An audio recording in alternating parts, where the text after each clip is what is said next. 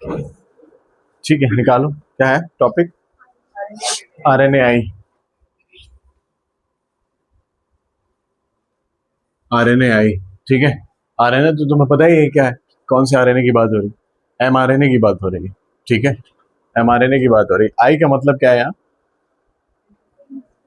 Interfere कर रहे हैं प्रोसेस को, है ना। कोई एक नॉर्मल प्रोसेस हो रही है। नॉर्मल प्रोसेस क्या है, नॉर्मल प्रोसेस ये है कि ये आपके पास में डीएनए, ठीक है, हियर इज योर डीएनए, और इस डीएनए के एक पर्टिकुलर सेगमेंट को आप देखते हो। So this segment is having genetic information particular for particular protein. एक प्रोटीन बनने वाली है तुम्हारी बॉडी में और उसकी इंफॉर्मेशन इस सेगमेंट के पास।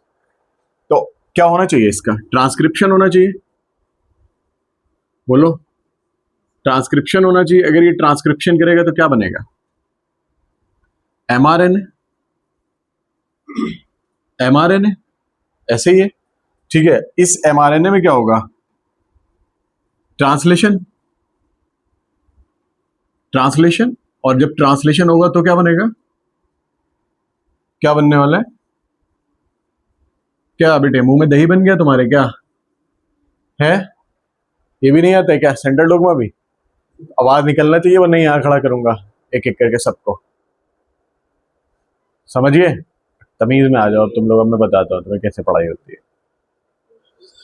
तो the process is central dogma, ठीक है। और सेंट्रल डोग्मा में बेसिकली क्या हो रहा है, तो बहुत सारे टॉपिक्स का जो आइडिया है ना वो यहाँ लगा पाओगे तब इसको सही से समझ पाओगे।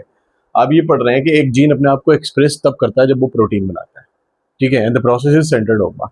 लेकिन अभी इस एरिया को, वो हिस्सा जो ट्रांसक्रिप्शन कर रहा है उसको आप ट्रांसक्रिप्शनल यूनिट भी कहते हो। और एक ट्रांसक्रिप्शनल यूनिट कुछ ऐसा दिखता है, ये आप इसको कहेंगे 3 to 5 और ये 5 to 3। यहाँ क्या हो गया, प्रमोटर, और यहाँ क्या हो गया, टर्मिनेटर। यहाँ क्या है, स्ट्रक्चरल जीन सिस्ट्रॉन, जिसके पास में एक्चुअली में जेनेटिक इंफॉर्मेशन है किस चीज की, इस प्रोटीन की। पहले तो इस लेवल पे आप समझ चुके हो, अब आप इस लेवल पे भी पढ़ चुके हैं इसको, है ना। पहले हम ये कहते थे डीएनए से सीधे प्रोटीन बन रहा है, फिर हम ये पढ़ रहे हैं डीएनए का एक सेगमेंट है जो जीन है जो प्रोटीन बना रहा है। अब आप ये पढ़ रहे हो कि जो सेगमेंट प्रोटीन बना रहा है वो बेसिकली ट्रांसक्रिप्शनल यूनिट है, और ट्रांसक्रिप्शनल यूनिट के बीच का हिस्सा, प्रमोटर और टर्मिनेटर के बीच का हिस्सा जो है सिस्ट्रॉन है, उसके पास में इंफॉर्मेशन है कि वो क्या बनाएगा, प्रोटीन बनाएगा। एक पॉइंट तो हम ये पढ़ चुके हैं। दूसरा इंपॉर्टेंट पॉइंट हम क्या पढ़ चुके हैं, जीन जो होता है दो तरीके का है। एक जीन ऐसा जिसको हम क्या बोलते हैं, कॉन्स्टिट्यूटिव, और एक नॉन कॉन्स्टिट्यूटिव। जल्दी खड़ा हो जा, फैज बताएगा क्या होता है दोनों में फर्क। पैर लाए हो, हाँ जल्दी उन्हीं पैरों पे। बहुत उधर बीच में दब के बैठे थे ना कि कुछ काम ना करना पड़े। अभी हर क्वेश्चन तुमसे है और सब खड़े होकर जवाब देना है, जल्दी हमें सिखा रहे हैं। कंफर्ट देता हूं अभी तुम्हें। हाँ, क्या फर्क है दोनों,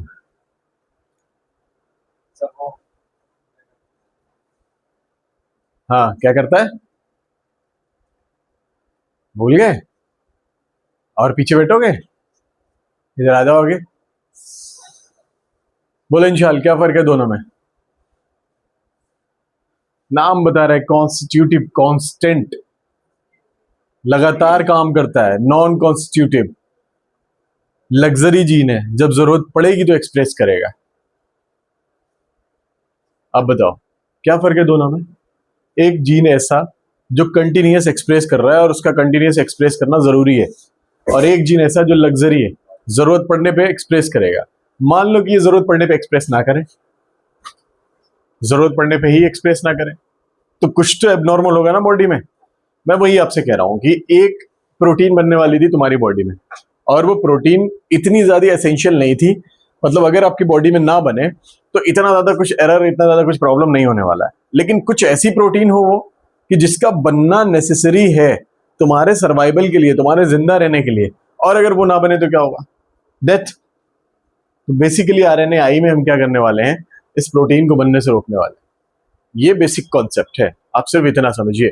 सारे कॉन्सेप्ट्स को कंक्लूड करके हमने जो इतना सब कुछ पढ़ा है उससे आप ये ड्राइव कर सकते हैं कि आपकी बॉडी में एक एसेंशियल प्रोटीन बनने वाला है, या what ever the species is, एक बहुत ही इंपॉर्टेंट प्रोटीन बनने वाला है। और अगर हमने उस प्रोटीन को बनने से रोक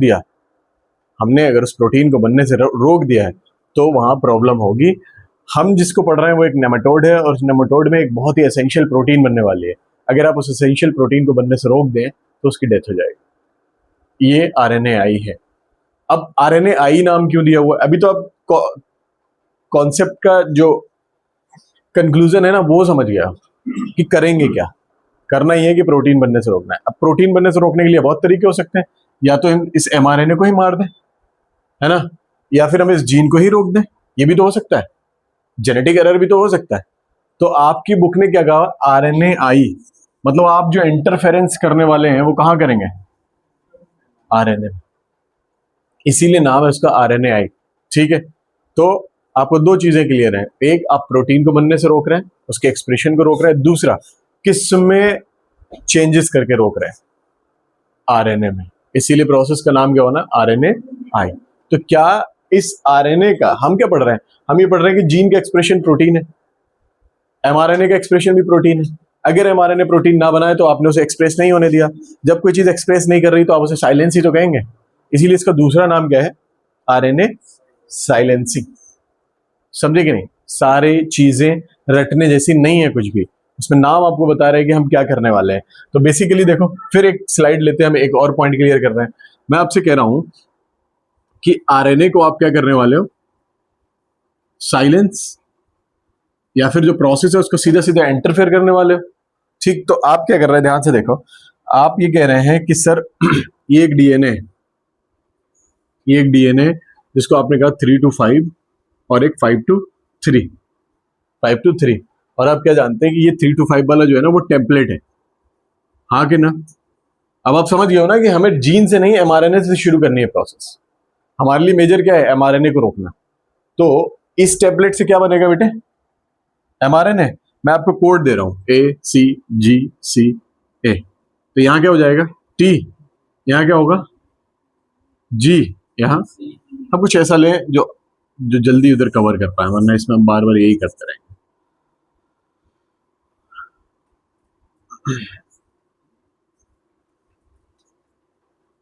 नहीं,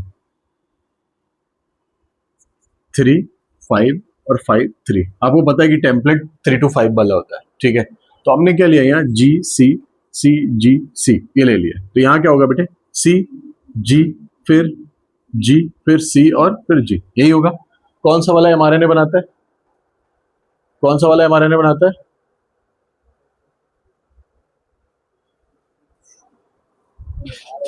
टेम्पलेट कहाँ लिखा है?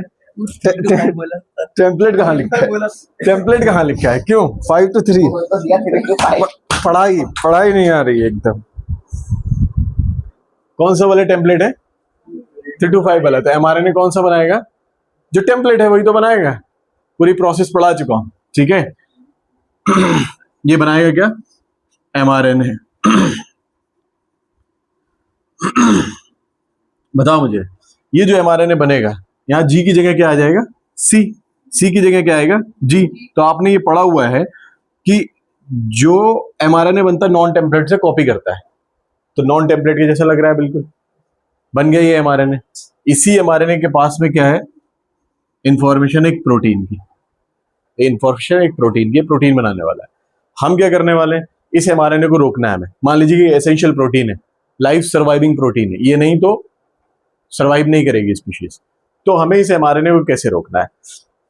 हम क्या कर सकते हैं? देखो, ये 3 to 5 और ये 5 to 3, ये 5 to 3 हो गया, ठीक है? और हमने क्या करना है? यही कोड लेना है, GCCGC। तो यहाँ क्या हो जाएगा? CGGCG। ये एक डीएनए है, ये एक डीएनए। लेकिन इस डीएनए में एक पॉइंट है, ठीक? क्या? टेम्पलेट और नॉन टेम्पलेट दोनों mRNA बना सकते हैं,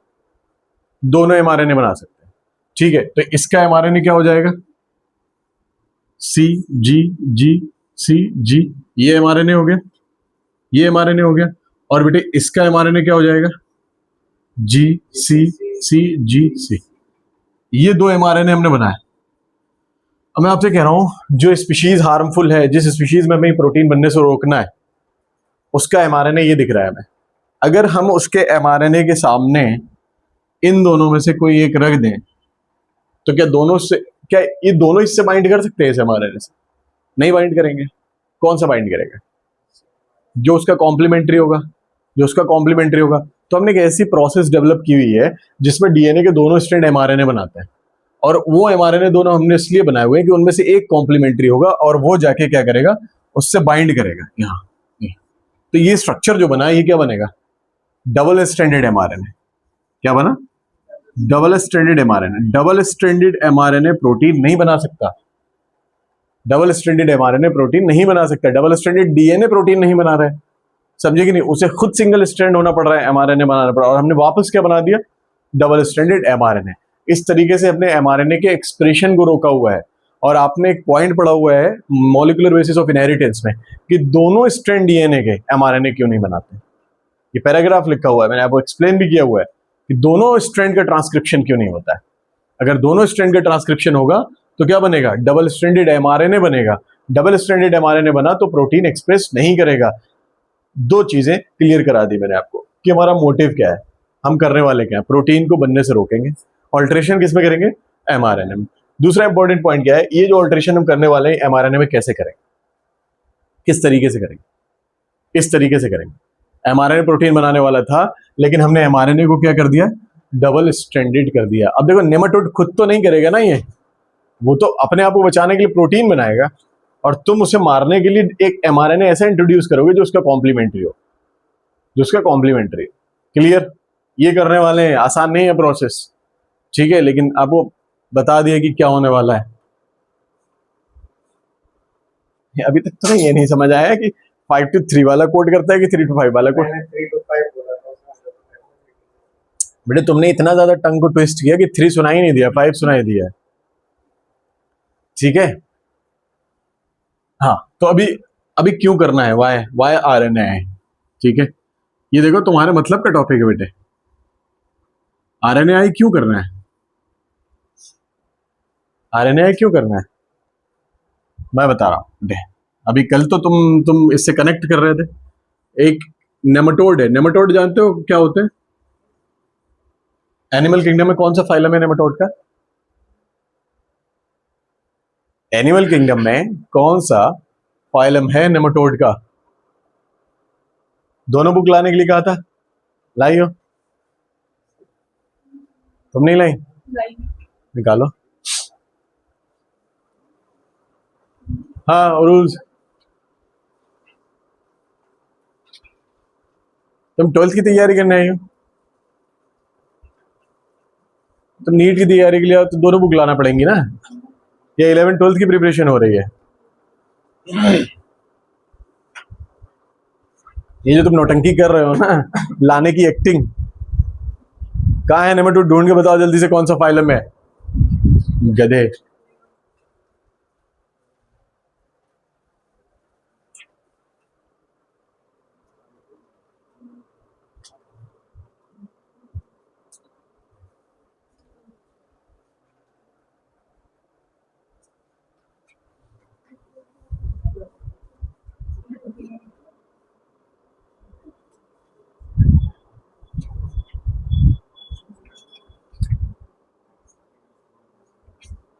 नहीं मिल रहा? एस्केलमेंथिस नहीं है? है?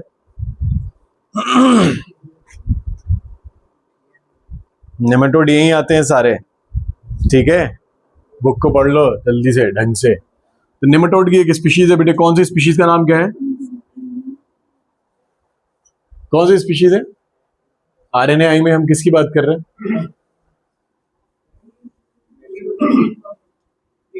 इनकॉग्निटा,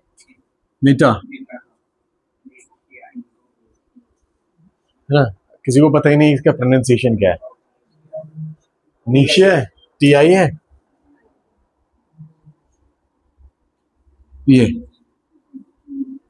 ये हो गया नेमाटोड, ठीक है। क्या कर रहा है इंशाल्लाह ये नेमाटोड? क्या कर रहा है, बोलो, ये नेमेटोड क्या कर रहा है, किसको अफेक्ट कर रहा है, affects root of tobacco plant, tobacco plant को कि रूट्स को इन्फेक्ट कर रहा है। ठीक है, जब ये इसको इन्फेक्ट करेगा तो क्या हो रहा है बेटे, ईल्ड जो है वो रिड्यूस हो रही किसकी, समझे, इनसे रिलेटेड है। अभी चैनी खैनी खाओगे कैसे बेटे, जब ये सब कितनी जरूरी चीज है, समझे, पूरी इकोनॉमी पे फर्क पड़ रहा है, पूरा कानपुर उधर परेशान है ये तंबाकू खत्म होती चली जा रही है, तंबाकू जरूरी थी। ठीक है, तो यहाँ क्या हुआ बेसिकली, ये स्पीशीज जो है वो रूट्स को अफेक्ट कर रही है टोबैको के, और टोबैको की ईल्ड जो है ना वो कम हो रही है। तो टोबैको की जो ईल्ड कम हो रही है उसके लिए हमने टोबैको के लिए कोई सॉल्यूशन तो ढूंढना था, वो सॉल्यूशन आरएनएआई, समझे कि नहीं, इस चीज का ये लिखा ना वाई आरएनएआई, ये इसका सॉल्यूशन है आरएनएआई। किसको रोकना है फिर हमें, तुम्हें अपने आप को रोकना है टोबैको खाने से बेटे ठीक है, क्या है,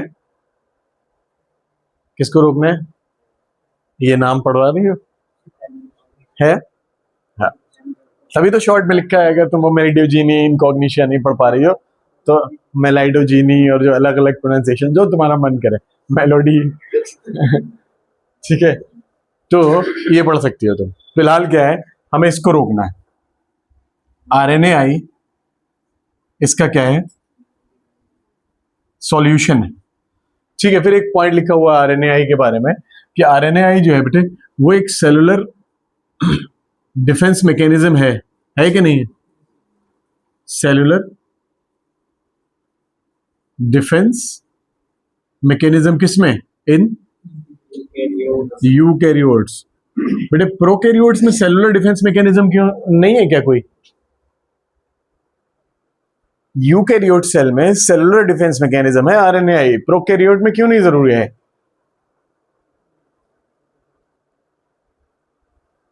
ये देखो पिछला चैप्टर पढ़ के बैठे हैं, नहीं लिखा वहां पर रेस्ट्रिक्शन एंडोन्यूक्लियस एंजाइम है, बैक्टीरिया अपने अंदर रेस्ट्रिक्शन एंडोन्यूक्लियस एंजाइम बनाते हैं और वायरल डीएनए को कट कर देते हैं, वो उनकी डिफेंस मैकेनिज्म।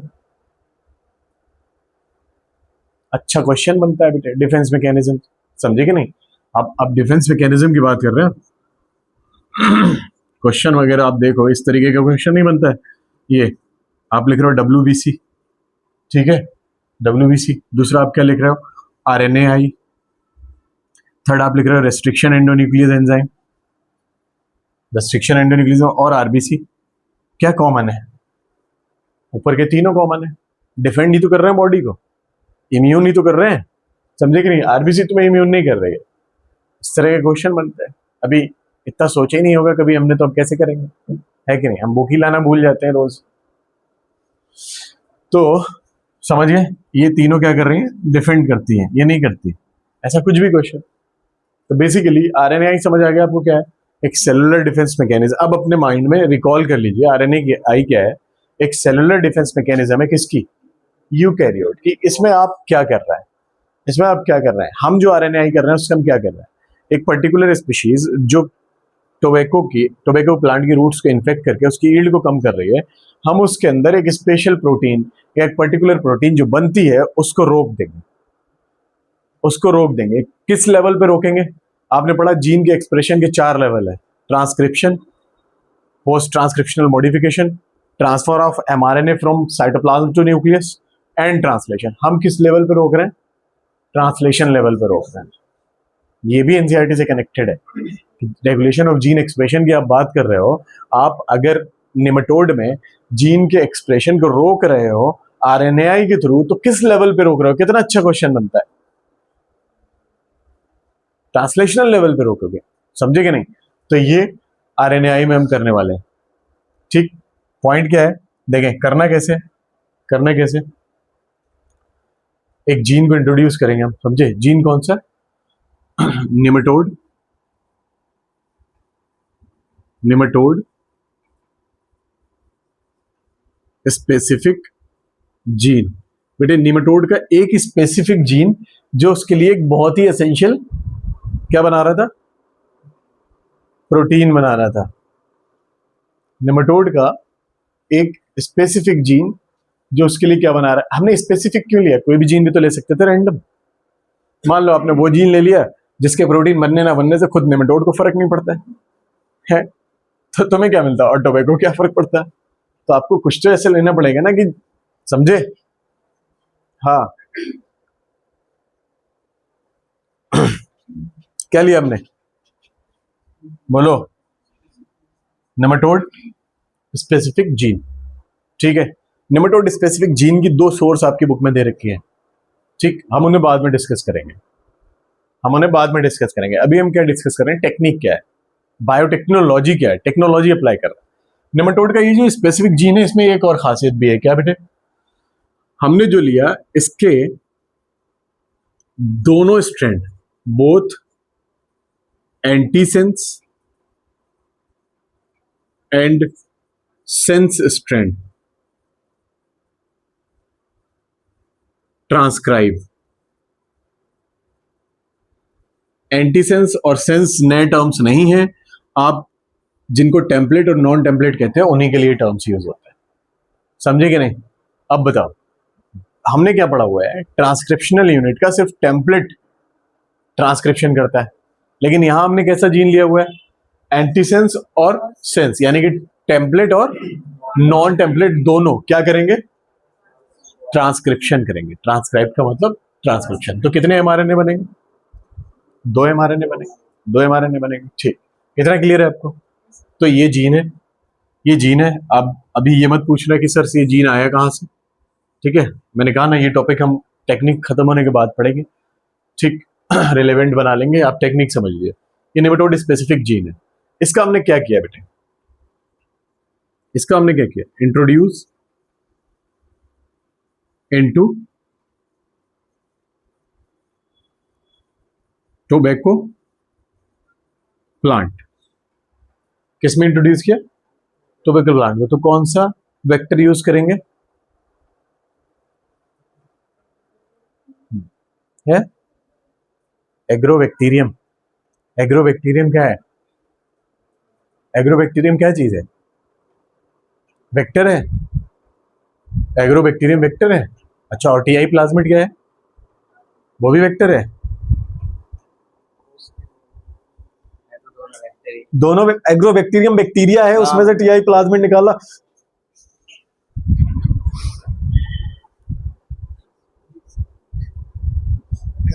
वैसे बहुत तेज बोलेगा, सॉरी कितना हल्के से बोल लेगा, अपने खुद को ही सुनाई देता है बस। इधर बेटे एग्रोबैक्टीरियम ट्यूमिफेशियन जो है आपकी बुक में एक बैक्टीरिया दे रखा है, ठीक है, और ये डाइकोट प्लांट्स को क्या करता है, इन्फेक्ट करता है, ये भी आपने पढ़ा हुआ है।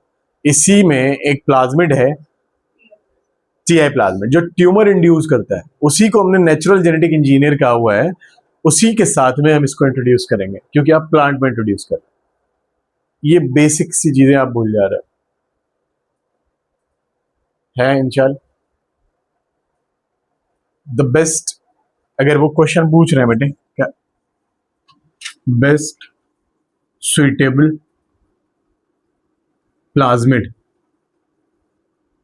और वेक्टर फॉर प्लांट्स, ऑप्शन में है बेटे agrobacterium tumefaciens, TI plasmid, retrovirus, समझे कि नहीं, ईस्ट आर्टिफिशियल क्रोमोसोम। तो तुम क्या लगाने वाले हो, एग्रोबैक्टीरियम ट्यूमिफेशियंस, टीआई प्लाज्मिड, है कि नहीं। अगर वो इसको यहां काट दें सोर्स लिख के, तब क्या है तुम्हारा, तो फिर दोनों आंसर सेम कैसे हो सकते हैं तुम्हारे, दो दो क्वेश्चन अलग बन रहे हैं, उनके दो आंसर अलग हैं, तुम एक ही क्वेश्चन के ये दो ही आंसर, तो आप हर चीज का मास्टर आंसर है।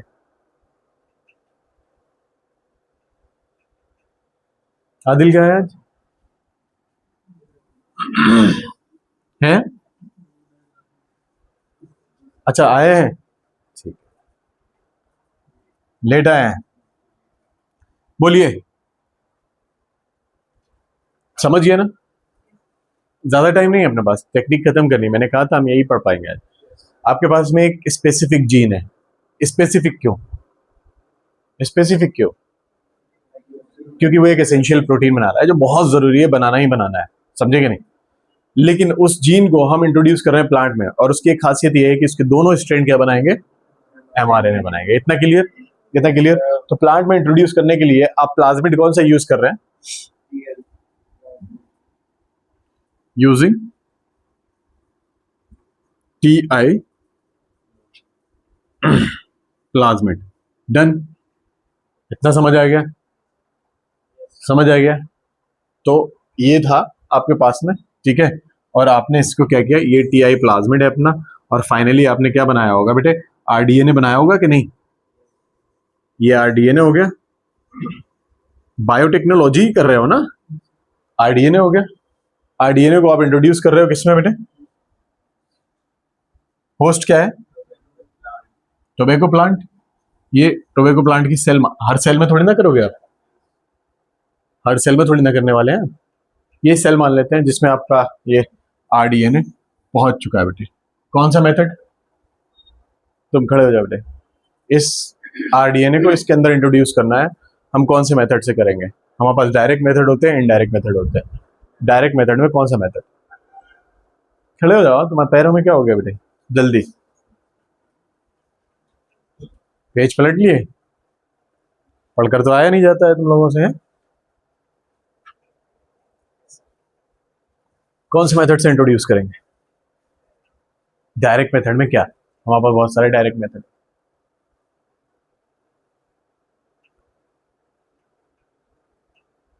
बताओ रूज।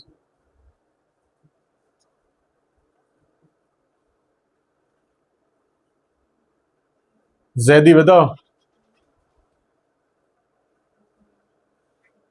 गधों, जीन गन नहीं पढ़ी तुमने? जब पूछते तो सही बता रहे हो ना? है? जीन गन मेथड नहीं पढ़ा है? प्लांट में इंट्रोड्यूस करने वाला, बॉम्बर्ड करने वाला नहीं पढ़ा है?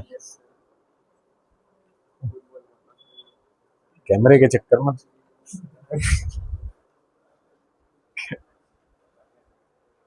जीन गन मेथड से इंट्रोड्यूस करेंगे। ढूंढ रही थी ना तुम बुक में? हो गया? ये समझ आ गया? देखो ध्यान से, ये क्या है बेटे? ये क्या है बेटे?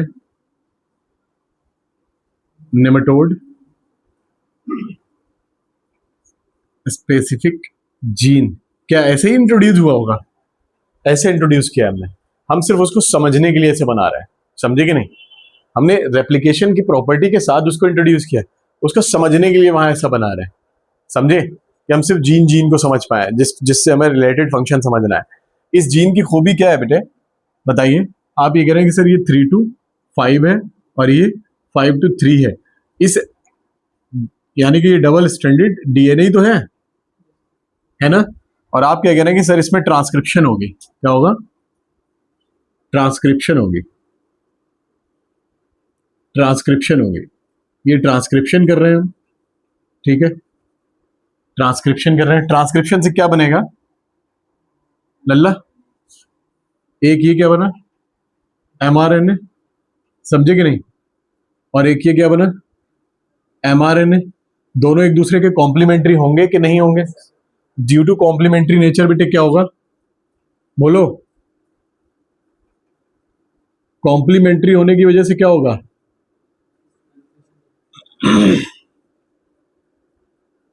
डबल स्ट्रैंडेड mRNA बन गया। Double stranded mRNA। इतना समझ आ गया? फिर से रिकॉल कर लो पूरी प्रोसेस। आपको mRNA को ही तो बनने से रोकना है, क्या यहीं पर रोकना होगा? ये तो प्लांट में है। किसके mRNA को रोकना है? नेमेटोड के mRNA को रखना है, उसकी एसेंशियल प्रोटीन को रोकना है। एक नेमेटोड है, उस नेमेटोड में एक एसेंशियल प्रोटीन बनती है जो उसके लिए बहुत जरूरी है। अगर हम उस प्रोटीन को बनने से रोक दें तो उसकी डेथ हो जाएगी। और वही क्या कर रहा था? टोबैको प्लांट को अफेक्ट कर रहा था, उसकी रूट्स को अफेक्ट कर रहा था, उसकी ईल्ड को कम कर रहा था। तो अगर हम यहां रोक देंगे तो कुछ फायदा है क्या? लेकिन ये तो डबल स्टैंडर्ड mRNA बन गया, ठीक है? फिर यहाँ क्या होता है बेटे, ध्यान से देखेंगे, जब डबल स्ट्रैंडेड एमआरएनए बना तो प्लांट के लिए क्या ये नॉर्मल चीज है? प्लांट के लिए क्या नॉर्मल है? नहीं है नॉर्मल। आपने एक ऐसा डीएनए इंट्रोड्यूस किया है जो दोनों स्ट्रैंड से ट्रांसक्रिप्शन करके एमआरएनए बना रहा है, और प्लांट में ऐसा हो नहीं रहता। तो डबल स्ट्रैंडेड एमआरएनए तो खुद उसकी सेल के लिए क्या हो गया, एक डिफेंस सिस्टम को इनिशिएट करने वाली चीज हो गई ना, ट्रिगर कर रहा है उसे कि ये क्या कर रहे हो हमारी सेल। तो इसीलिए इसमें क्या बनता है बेटे, डाइसर, एक एंजाइम। क्या बना? डाइसर। और वो क्या करेगा डाइसर बेटे, वो डाइसर इसके टुकड़े कर देता है।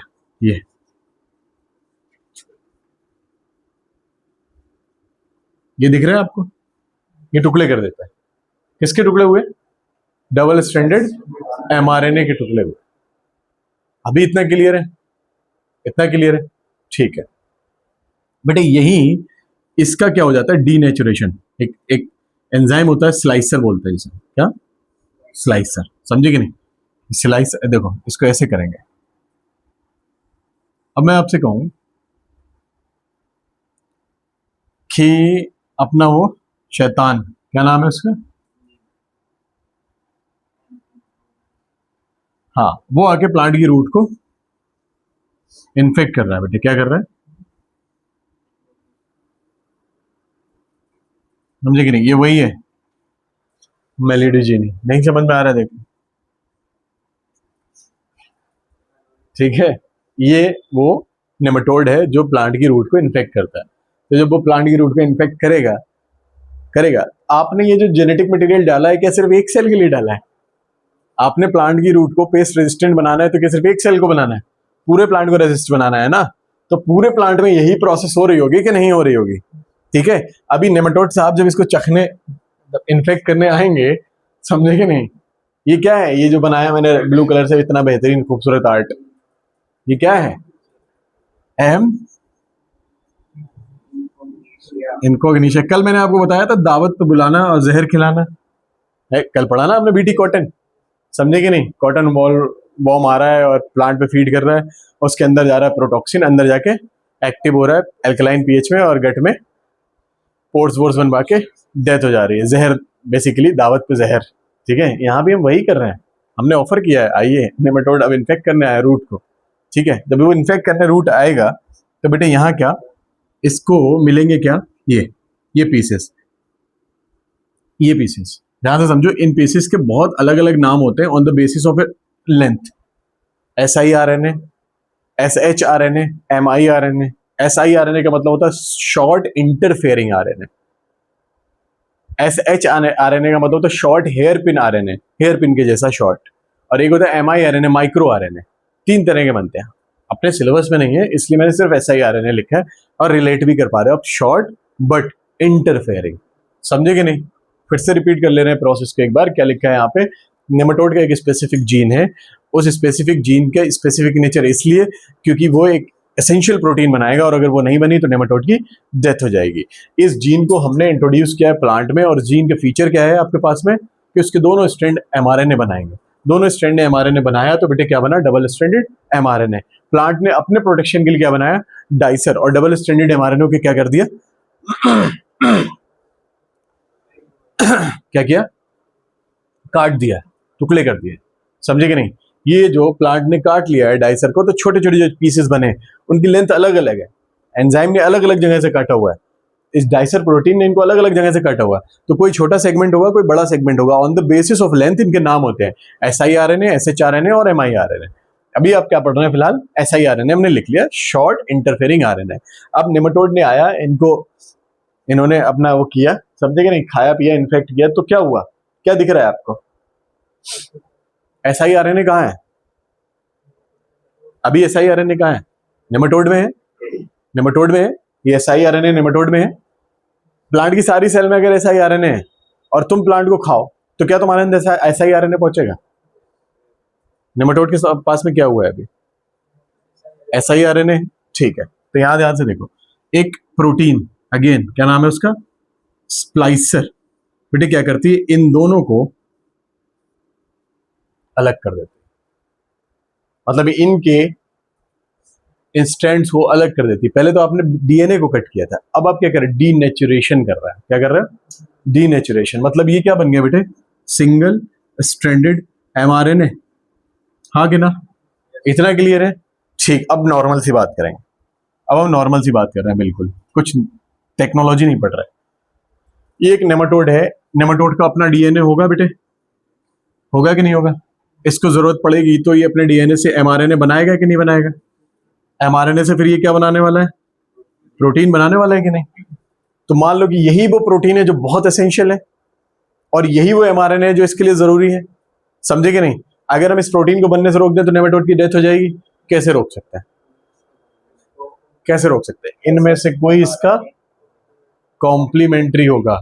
जैसे ही ये अपनी प्रोटीन बनाने के लिए ऐसा कुछ करेगा तो बेटे ये कॉम्प्लीमेंट्री वाला इसके ऊपर जुड़ेगा और ये क्या बना, बस रोक दिया तुमने। है कि नहीं बढ़िया प्रोसेस? अभी कोई डाउट्स आ रहे हैं? नहीं, बहुत स्लो, बहुत डिटेल में पढ़ाई है यार। एक टॉपिक 40 मिनट में नहीं खत्म होती है, तो छोटा सा टॉपिक है, कॉम्प्लिकेटेड मगर है, तो आपको ऐसे समझ आ जाना चाहिए। कुछ पूछना है तो पूछो।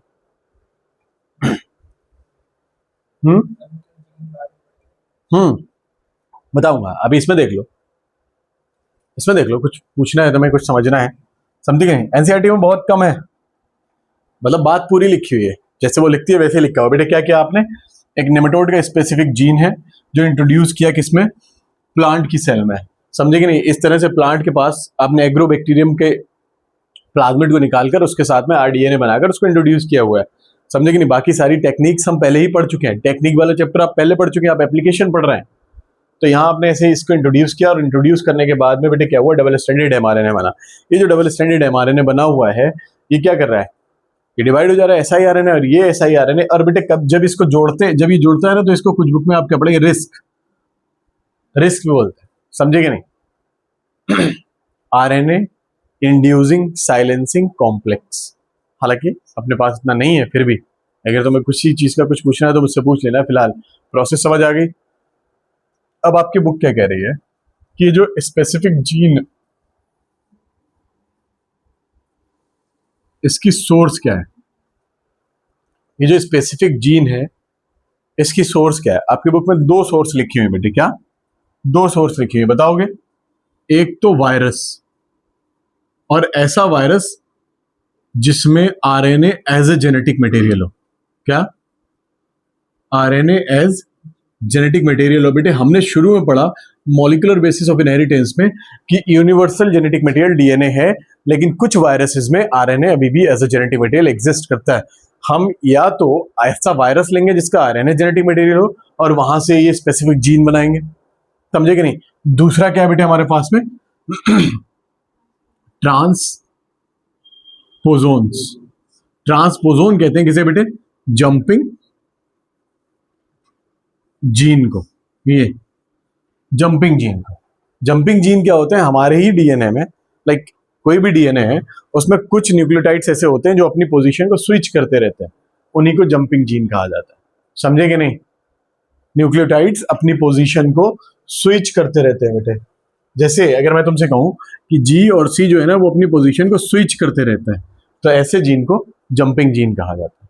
ठीक, तो ये सोर्स है किसकी, इस स्पेसिफिक जीन को बनाने की। अब बोलो, पूरा टॉपिक खत्म। एक बार एनसीईआरटी में ढंग से पढ़ लो, एक एक पॉइंट क्लियर हो जाना चाहिए तुम्हें। कितने बजे तक मेरी क्लास है? क्यों मगर तो नकी सर की 1.5 घंटे की क्यों है? ठीक है।